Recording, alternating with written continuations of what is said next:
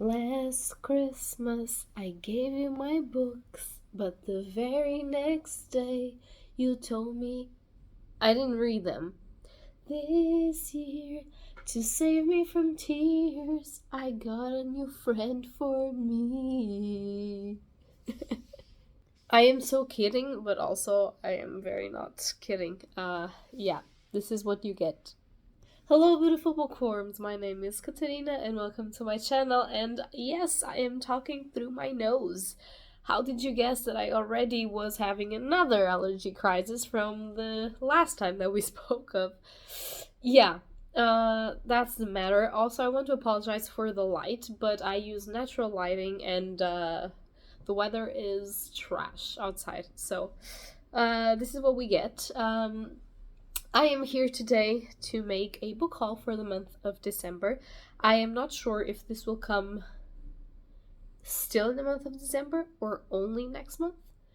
Whatever it be the case, these are mainly the books slash mangas slash comics slash stuff that I got in December, either as a Christmas present or as another type of present. None of these, I believe, I bought myself. If I have, I will tell you. But I don't believe so. So, without further ado, let's get into the book haul. So first of all, we're going to start with comics. And the first one that I have here is issue 1 of Batman and the Joker, The Deadly Duo. This is by Mark Silvestri and Arif Prianto. And I have seen the work of Prianto in other things that I have, other comics of the Joker, so I'm very intrigued to see his colorings. I have also fluttered a little bit throughout the issue, not reading it, just wandering around. And the art style of Mark Silvestri, which is the one that does the art and the story, is absolutely great, incredible. So I'm very excited to read this. The Deadly Duo is supposed to refer to the relationship between the Batman and Joker, which you all know I'm obsessed with the Joker and very much excited to read more from this Deadly Duo. I do need to finish some Joker comics as well, but I do promise that in 2023 I will do a Joker video. Obviously, I am not a DC aficionado. I like DC characters, but I don't know all of the stories from all of the beginnings of the year, so it probably won't be a guide to what to read. It's just going to be my commentary on Joker as a villain, and he's like one of my favorite ones. So, very happy to have this, very intrigued about the story. Sticking with the theme, another Joker comic, which is The Joker, the Man Who Stopped Laughing. This is by somebody help me. Somebody help me. Why can't they put the names of the people on the fucking cover? For fuck's sake. Wait. Okay, so this is by Matthew Rosenberg as a writer, Carmine Di Giandomenico as an artist, Prianto, again, Arif Prianto as colors, Tom Napolitano with letters, and yeah. This cover is fucking flawless. It seems like somebody's trying to cut off Joker's throat. Also, somebody punched him in the teeth because they are breaking, and he's just doing this maniacal laugh. And I am in love. This is issue 2. I have issue 1. Have I read it? No, because I'm a piece of trash. Do I want to? Yes, so fucking badly, because the first cover of this is like a special cover that I got, which is entirely purple. So, very excited. Then, another comic. Oh no, this didn't. Okay, yeah. Then, another comic that I got is issue 12 of The Nice House on the Lake by James Tynion IV. Alvaro Martinez Bueno and Jordi Belair. I've read 10 issues of this and I still don't know the names of these people. It's just... And I am so excited because fucking some answers, I hope, in this issue. And there's only one issue left and I haven't read this yet. But I will at the time of finishing this fucking video. And I am so fucking excited because the ending of the last issue. Oh yeah, so excitement is real. Then we have some other beautiful things. This actually is kind of for my boyfriend, but also for me. It kind of blends our interests into one, and it's fucking beautiful. And that is this art book that contains stories as well, and it's called Steam Reverie in Amber. It's by Kuroi Mori, and it is kind of manga illustration. It has small short stories in between, but it's basically an art book of steampunkish zodiac signs and steampunkish tarot cards, and it's about this steamship that is actually a library, and it goes around the world. It's this one. It goes around the world, and in there a librarian works, and that librarian has people go there and search for specific books, and that librarian lends them the books and is the one that finds them and recommends them. And specifically, you can only ask and go there when you need a specific book, and it's thought of that it happened to maintain books safe when the wars were raging Earth. It's beautiful. It's very steampunkish. I am going to show you one of my favorite things. I haven't seen the entirety of it, but I've seen some. This is Aries, the sign. It's my zodiac sign. And look at the steampunkish of Aries and Taurus. Is fucking beautiful, this art style. I am in love. I wish I could just have another one of these, like not a beautiful edition as this one because it's a hardcover, but like a paperback edition where I could just take off some of these illustrations and just print them and put them on the walls in this house because they're just so gorgeous. Then we have the Night Eaters Volume 1, She Eats the Night. And look at this so creepy special cover. And this has a signed bookplate inside. This is by Marjorie Liu and Sana Takeda. And if you don't know, these are the authors of Monstrous, which I haven't finished. I'm actually far, far away from finishing. I will have to reread it because there are things that are missing in my memory. But this is a new work from them. They are Hugo Award winners, and it's just they're the team behind Monstrous, and it's just so beautiful. It's apparently the story of two Chinese American brothers, like this brother and this sister, and they are having some complications in life, and so their mother is like, okay, you're going to work with me, and we are going to clean this supposed haunted house. And then they start to see that there's more to their family that they knew. And it's supposed to be like really creepy, and the art style is beautiful as per usual. And this is a limited edition. There is only 3,000 copies of this edition, not of this book, of this edition, in the entirety of the world. I am the proud owner of one of these. Very, very happy.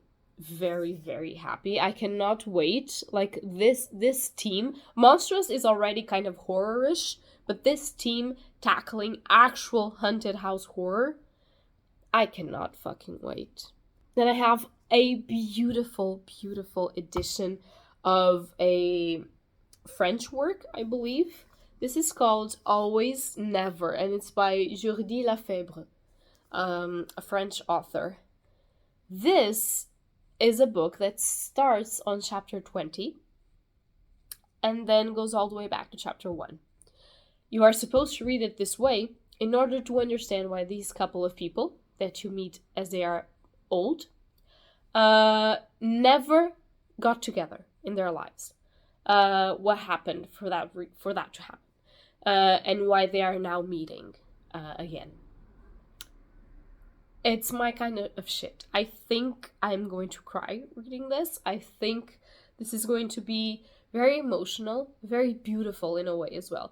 The art style of this is also incredibly beautiful. You can see, I don't want to spoil myself, but there are beautiful passages. with this. I'm very intrigued. And I think this is going to be good to read in a rainy day, because they have their umbrellas and stuff. And it says, "Now that I've found you again, I would so love to make a little bit of space for you in my life. A place filled with seagulls with a view of the sea." And I just, this is so fucking beautiful. I live for stories of loves that didn't work out in the first time. And then when they're older and wiser, they come together again. And it's just so beautiful. It's like the one that got away, you know? I live for that shit. I live for it. Then, for manga, I have volume 1 of a manga that I've been very curious about, but I don't know what it is about, actually. That is the Shadow's House, volume 1. Apparently, I say apparently because I haven't read this yet, this is a story, this is by Somato, which I believe is an artistical name for this author. This is about a house where you have people that are made of dust, and they are all black. Like, they don't have faces, even. They're all, like, dust, black coal dust. And you have maidens that are pretty much normal people, you know? And those maidens are supposed to come in the mornings and clean all of the darkness, dusty, coaly things that the other characters leave in the night.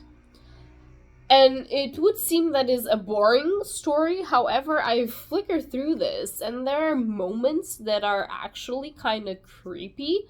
And I think that this is going to progress into some strange territories and creepy things. So I'm very excited to own it. I love horror mangas, and I love how Japanese artists explore specific thematics. So I'm all for reading this one. Then we have a new Shuzoshimi, which is just 1 volume, and I cannot wait to devour it. And this is Avant-Garde Yumeko by Shuzoshimi, obviously. Apparently it's about this girl. She's a high school student, and she's obsessed with penises. It's not for the fact that she wants to have sex, it's for the fact of the organ itself. She's never seen it, she doesn't know how it's supposed to be drawn, and how, like, she has a desire to see one. Which I fully understand. Like, if you've never seen something, I mean, if you never, not those of you that identify as people with a male organ, but those of us that don't have them. I mean, I remember when I was a child, I was extremely curious about knowing how a penis was like. I mean, I had none, so I had no idea what it was like. And that's what this is about. As Shuzoshimi normally does, it's a coming-of-age story mixed with, obviously, sexual innuendos and sexual situations, and normally some sexual trauma. And it's apparently how she goes into art class, and she thinks just she's going to draw nudes, but she only has one partner in art class, and he's a dude, and he refuses completely to, obviously, get under, like, out of his clothes for her, and she's like, "Bitch, you have to." So, I mean, I don't know. I love Shuzoshimi's art, and I cannot wait to see what he does with this thematics. It will probably be left to interpretation how much of specific coming of age and how much of specific themes regarding sexual identity and genre will be explored. I will read it, and I will probably review it. Very excited.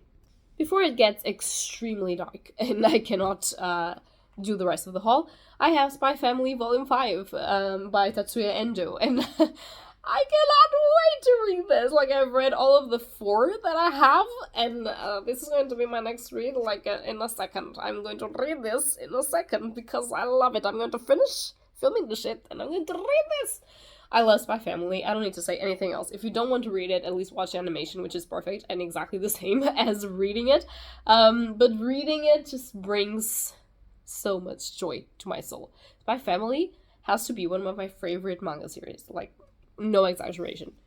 Then we have Asadora Volume 6. This is by Naoki Urasawa, one of the masters of manga. I haven't read any of these, but I do have all of the ones of this series, and I'm very excited to pick it up. I love the art style of Urasawa, and I think that I'm going to enjoy immensely this series. We also have the second volume of Momo the Bloodtaker by Akira Sujito, which is, wow, this is really dark. Okay, like this. Which is that vampire detective noir story that I have made a review for of the first volume. So, if you want to know what it is about, go watch my review. I will leave it link up above.